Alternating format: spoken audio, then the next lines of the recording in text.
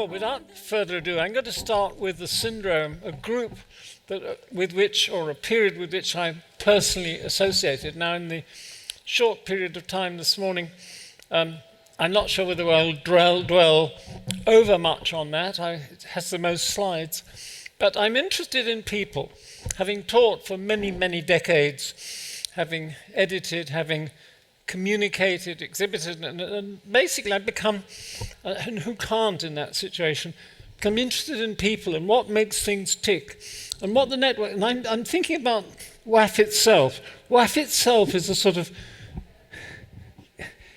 what word can I use? It's a sort of artificial way of trying to get things to happen and people to come together. And of course they're scattered from all over the world. Not very many Americans, but I thought they would be, but even so, doesn't matter. It's artificial. And of course all these things might be artificial, or they might come about by some serendipity of which we can't quite put our finger. Anyhow, I'm going to start off with the one that I suppose you could say I was part of, which is London, variously between about 1970 to about 1990, give or take, or whenever. And I start with this question of who was really the important influence? What made the chemistry happen, or what was the referential issue? Now, Cedric Price, I think without doubt, was the important intellectual force of that period, not only probably in London, but elsewhere, but certainly in London. A special character, very curious character who used to date Princess Margaret at one time, knew many of the major right-wing conservative politicians, many of them close friends, but always had enormous vote Labour banners out whenever there was an election. A paradox. Not really posh, but nearly assumed to be posh, with a white collar. More anecdotes.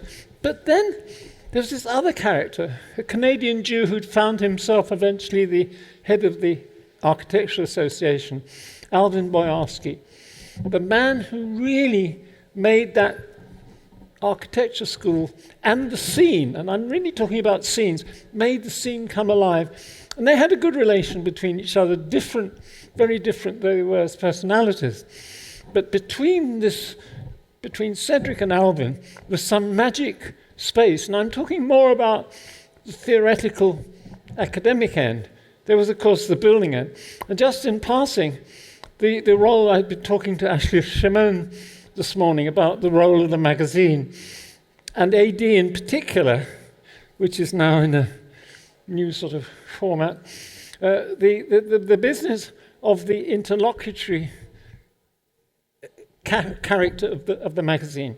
And we all did magazine, not only Archigram. At one point when I had a thing called ArtNet going, I did a net magazine, and then there's the Architectural Association itself, still a sort of reference point, good, even in bad or good periods, a reference point. And of course the crazy thing is that there's this side of England which is deliberately eccentric.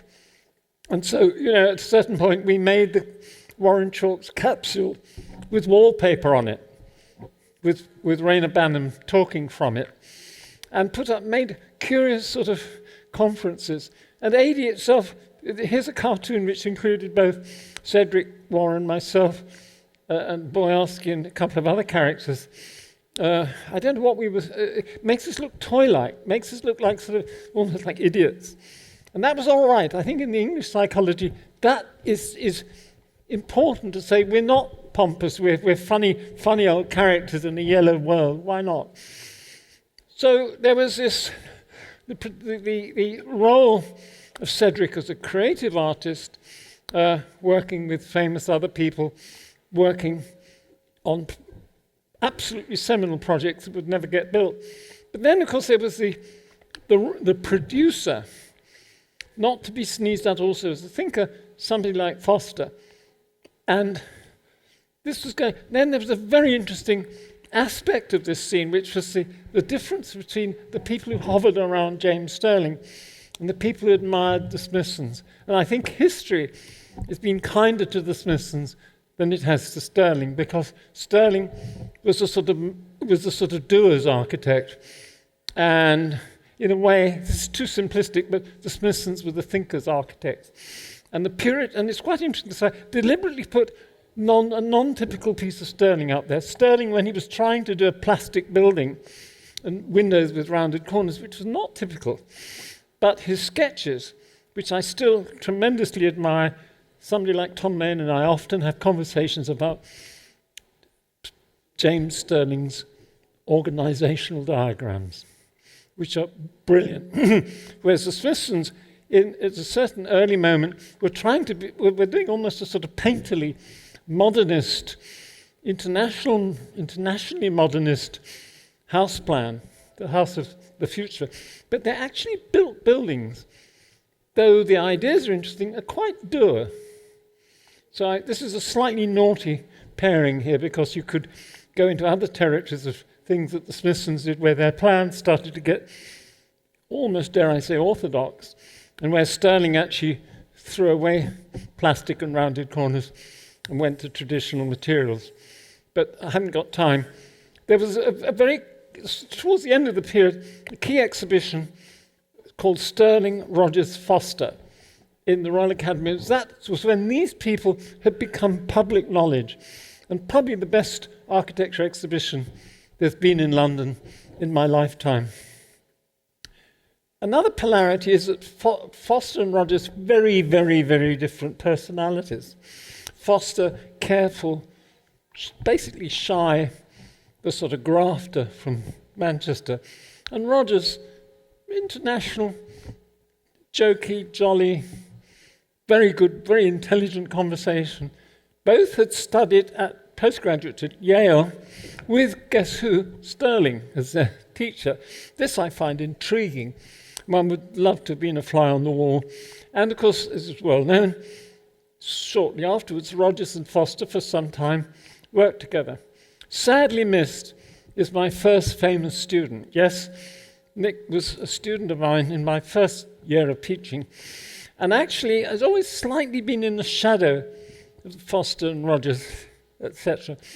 But if you look at him as an inventor, as a believer, I mean, we were all, the children of Bucky Fuller in a sense.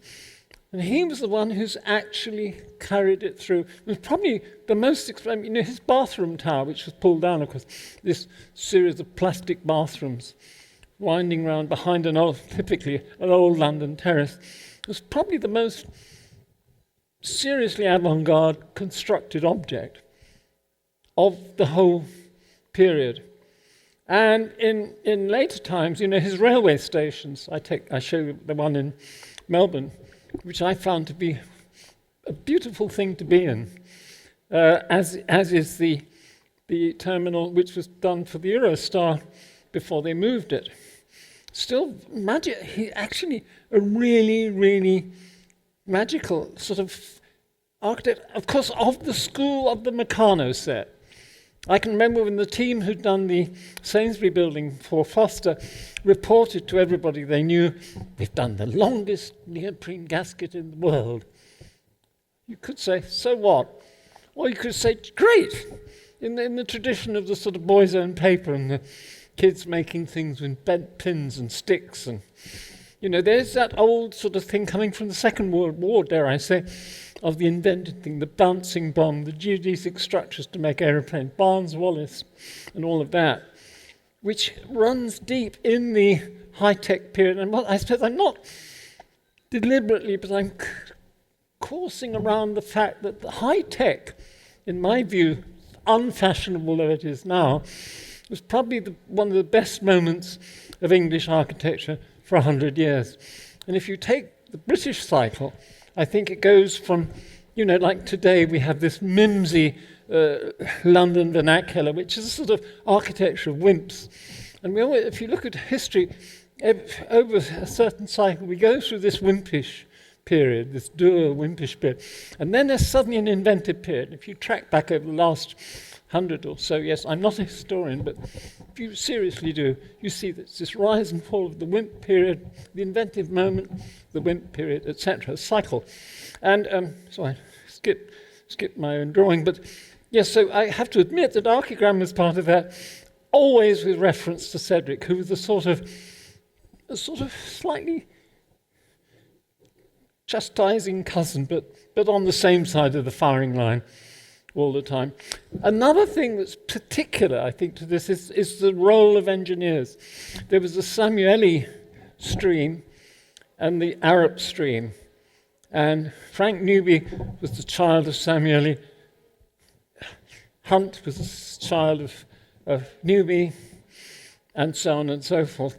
Down the other side was Arab, through Happel, the Bureau Happel, the brilliant Peter Rice, down to Wise. And then there's a few people.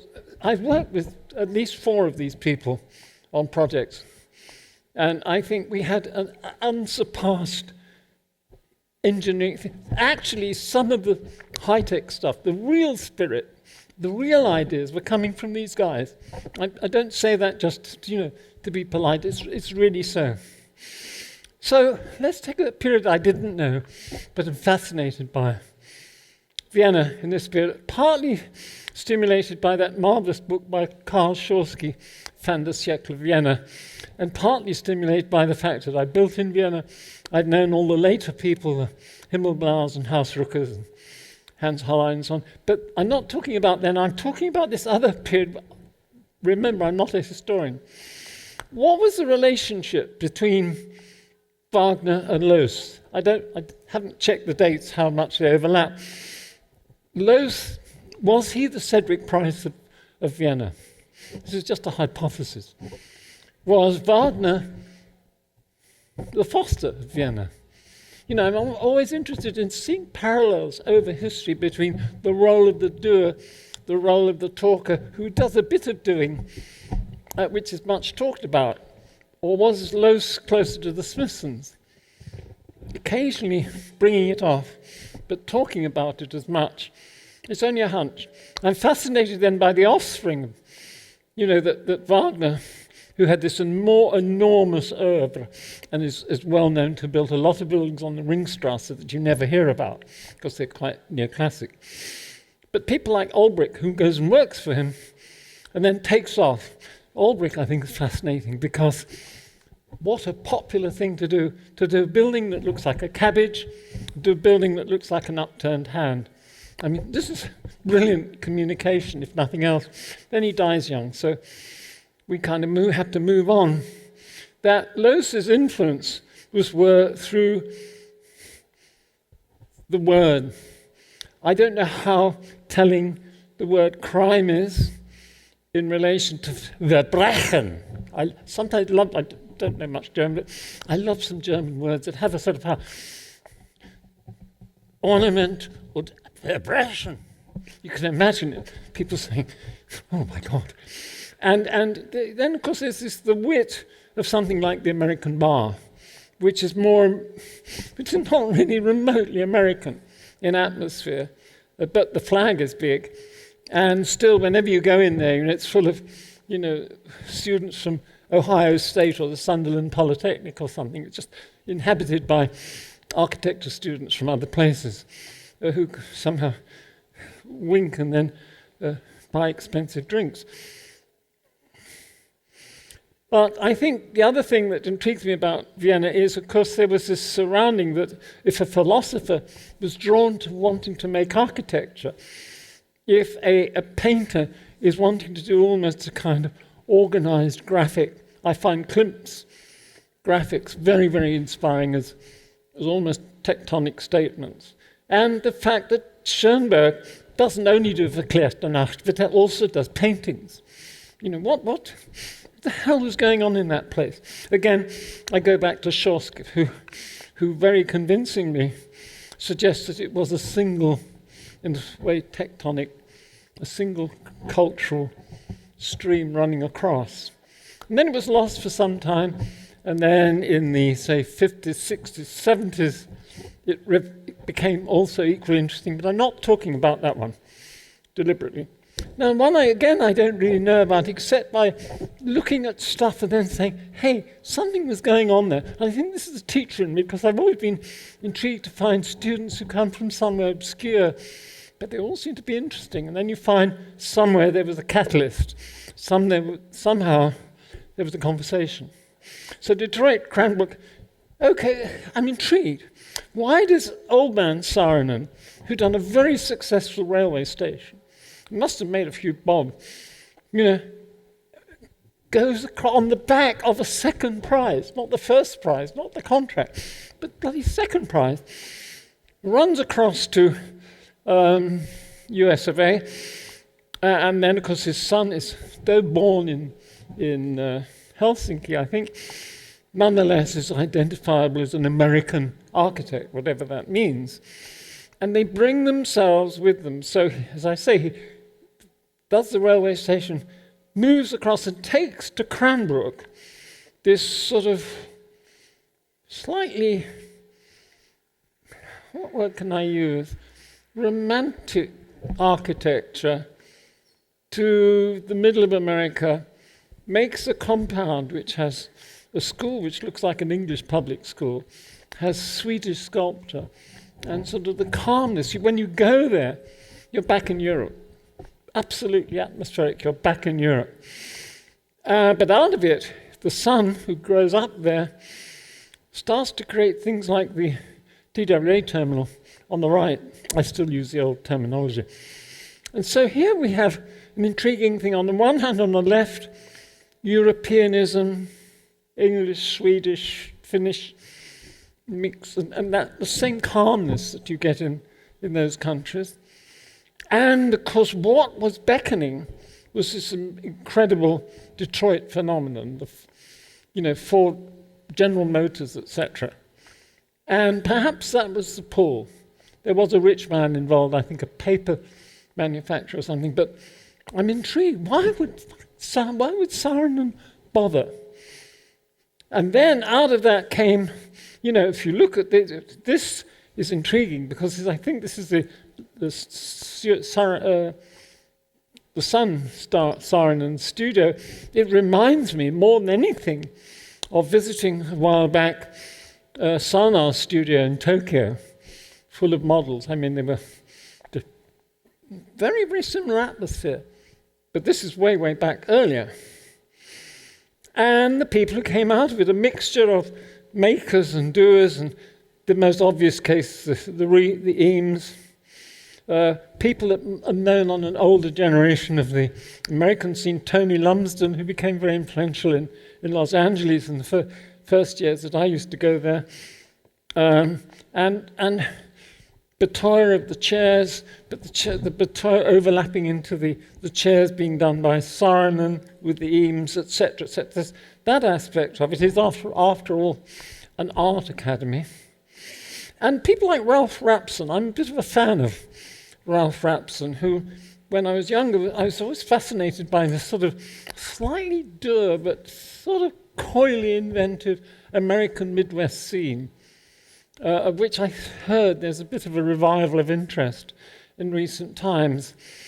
Out of it also came Roche and Dinkeloo, who were studying there. I get a bit confused as to who was studying at Cranbrook and who was actually working in the Saarinen office, but maybe they were actually partially the same people. Cesar Pelli, in a formative period through there. Obviously the influence in the furniture scene of Florence Knoll. And even Venturi is discovered as having briefly worked in the Saarinen office. There was something definitely happening, and these brilliant people came out of it. Now, back onto one that I know some of the people involved, so it's a bit easier. Tokyo in that special period. Of course, there's, again, the key figure, the identifiable figure, successful architect, influence, and then the people hanging, the younger guys around him, now all dead, sadly, but who I've known. From Isazaki's mouth, I've heard several times that Tanguy used to play himself and Kurokawa off against each other. He not only did that, but persuaded them to marry particular ladies, both of which were ditched after they've left the Tanguy circuit. Isazaki eventually to replace the chosen wife with a rather talented and wonderful sculptor. Aika Iwaki, and Kurokawa with a very famous actress. But in the initial stages, it was the sort of Japanese family thing. You did what you were told, including marrying people, and then you were part of this hothouse family. And there's no doubt about it that certainly the Tokyo Bay project was for us in Archigram and for almost everybody else I knew, absolute referential project. How it was, but some of the most intriguing things were produced again by Izazaki and Kurokawa. I was taken by him to the library in Oita, which is the first substantial independent building he did, which is a strange beastie. It's sort of not just a brutalist building, it's sort of odd and inventive, and because he went on to make many buildings of many mannerisms. And the diagram on the top right of Kurokawa, this city of tubes and twirls and twists, is still an inspiration. And you can go back into early issues of number 5 Archigram and find reference to this. But of course there was the achievement of actually building the plug-in tower, of actually building the capsule tower, which can never be underestimated. And the next generation that came on were highly, Maki is an interesting one because he was a very sophisticated animal, and still the spiral building, it doesn't sort of hit you between the eyes, it just continually reveals its sophistication. I use sophistication very deliberately as a positive word vis-a-vis Japan, which could be discussed at length, but that's what intrigues me about Japan, in contradistinction to every other Asian country, is the level of its sophistication, the level of its naughty knowingness. And you get the gang goes on. Interesting relation between Toyo Ito and Itsuka Hasegawa, both of whom I've known well over the years. They were a couple in the very early days, I think it can be revealed. And under the influence of Shinohara, who's an interesting, again, slightly mysterious character of tremendous influence, but in a way not internationally, but of tremendous influence to these two who were working in his studio or in his course, and have continued over many decades to produce constantly intriguing, inventive, rather original architecture. And that came out of that moment. Then a couple of rogues. I just couldn't resist putting in a couple of rogues. One of whom I know fairly well, which is Masaharu Takasaki. I was once in a bar in Tokyo, and he was with other friends I knew, English friends, and I said, "How are you getting on?" You know, as you do in a bar, cup of drink. "How are you getting on?" He said, "Building demolished, wife dead." It's a bit of a showstopper. He has latterly done other buildings and found another wife, but it was a killer. He'd won a competition which I was the judge of, and then built this building, which was pulled down a year and a half, I think, and had worked for Gunter Domenik in Austria, which is another sideways entry. Now, Kitagawa, this corner building, if you talk to any of the, I think Nigel will agree, and certainly our mutual friend, Peter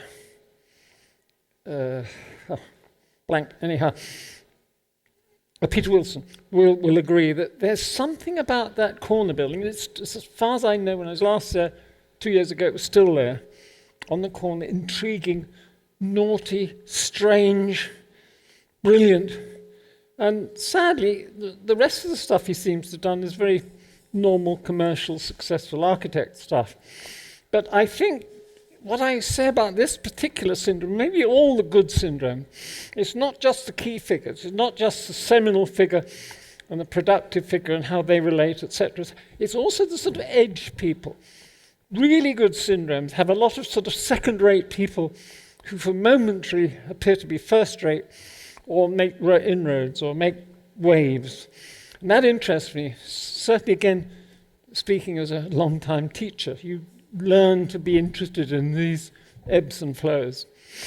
Now, what about Los Angeles 80 to 2000? I may have got the dates, maybe it's a bit earlier, but I'm fascinated again by the Frank Gehry, although as I've been told yesterday by Tom Wiscombe, that he's really sort of always been a bit separate from the rest, but nonetheless he's the icon of Los Angeles.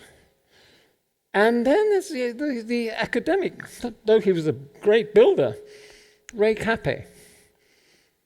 Ray Cappe started SCI-Arc, and I cannot understate the relative importance of, as I know, the Architectural Association over many years, or even though I ran the rival school, and SCI-Arc. That perhaps one of the constituent elements, because after all, Cranbrook was a school as well, the constituent element of the school, sometimes the magazine, sometimes the loudmouth, sometimes the place where people met. Cappe is an interesting one for the historians to watch. And of course, there's the other funny thing often mentioned, that it's the Ingleses, the English, who go for Los Angeles, which I so far find far more interesting than Miami. Sorry, guys. And the Googie architecture, or the space age architecture, was something which particularly appealed to the Europeans, probably more than to the Americans. Did it have references back? Another conversation. The most famous, I think it's a New York Times photograph, the most famous photograph of all, and only one of them is dead, I think, in that thing, which is Robert Mangurian. In the foreground, Frank Gehry, moving to the left, Tom Main, Craig Hodgetts,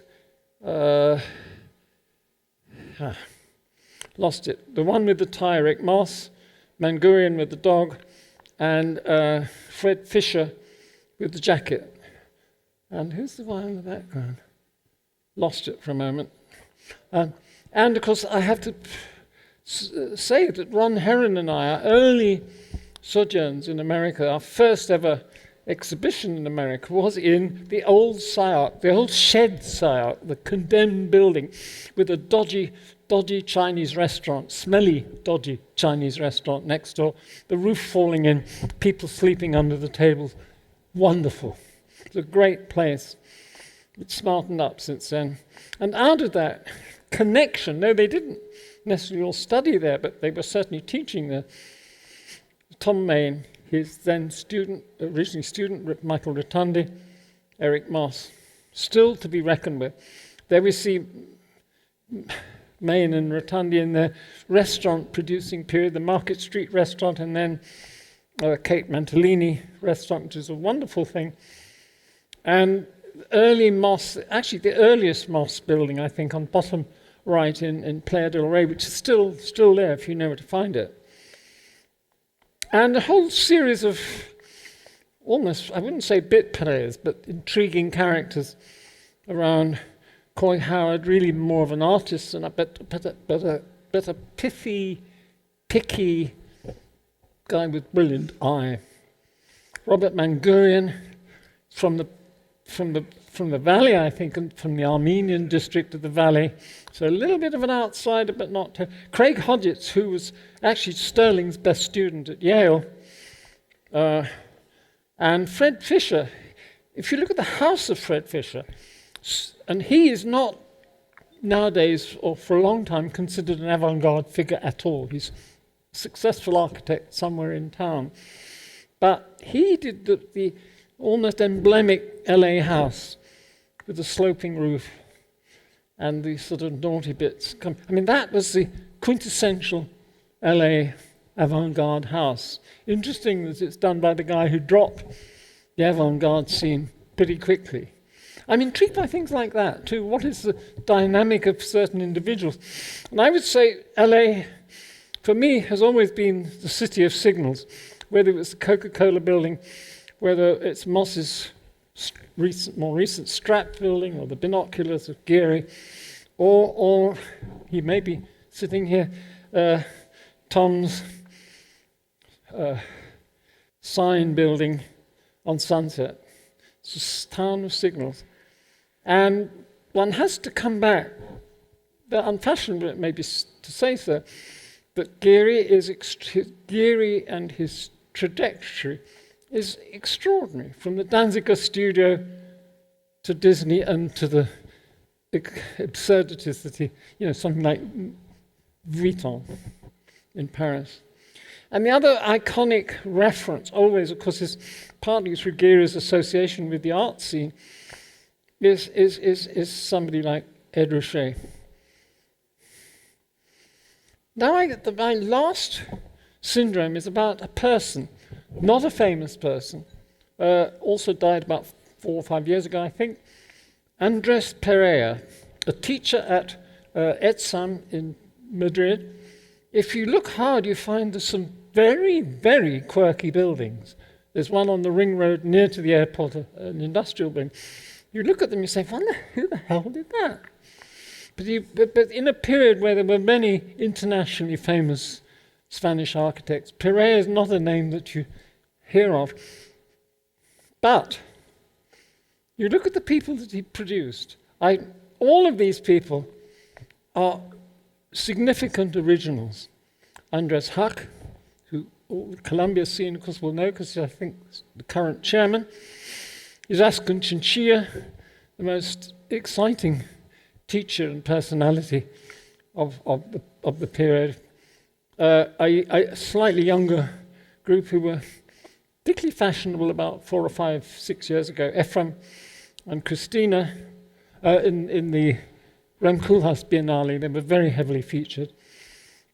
And I move on to a couple of younger sets of people, Gil and Bartolome, who did this extraordinary house that dangles down the cliff, sort of Gaudi-like, and now seem to be building and winning competitions for airports.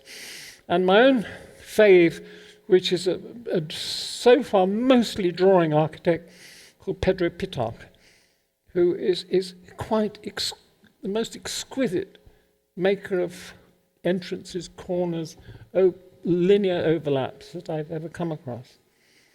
They all came out of Andreas Hack, as did many more. What went on around Hack? Around the teacher, Perea, around Perea. What went on around Perea? What did he have? And what's next? Where might it happen? Vienna, maybe? It's in the right place. It's still a sort of weird cross current, but it's not ready yet. Sao Paulo, I didn't talk about Brazil, which would be another whole conversation. Or somewhere a bit, there, Dublin. Ho Chi Minh City. Do I hear? I think it might be Shanghai. I think one wants to say it should be Beijing, however brilliant the Mad Office is and some of their progeny, but it's the capital. The capital rarely is the place where the buzz happens because it's too busy being the capital. But that's just a hunch. Probably wrong. I think, logic suggests it might be Shanghai, meaning it won't be. Thank you. Peter, thank you very much for that. Even better than we might have expected. Do you think that the schools that have played such a significant role here were so because the people leading them and a lot of the teachers were designers and makers of buildings rather than merely historians? They hadn't got PhDs, they hadn't written long tomes, they didn't use more words than they needed to very often. Didn't mean they were stupid, just meant they hadn't gone through this sort of academic rigmarole. Absolutely, without question. And that then leads to that relationship between other people who haven't had an architectural education but are significant, which are artists, because you mentioned Ed Ruscha, but there are, in all those other cities, and there are artists operating simultaneously with the architects. Yeah. And I wonder if you subscribe to that view that that chronology of who gets something first, poets, and they get there first because it's easy to produce, then artists, and architecture always lagging behind because it takes a long time to do the stuff. Well, it's a bit like the sort of analogy with what happened in a city, that the industry leaves a piece of town, the artists go there first, then the entrepreneurs, then the hoi polloi. There are these, I mean, I guess it doesn't apply absolutely to every, in the same way.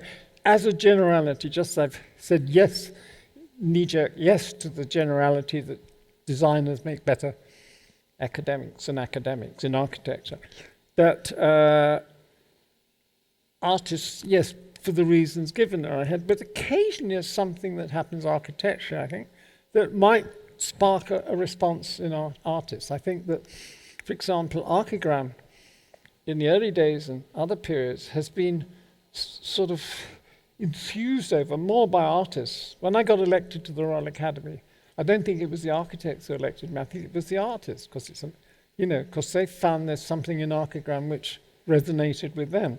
And the architects, oh, fuck, no, we don't have those guys.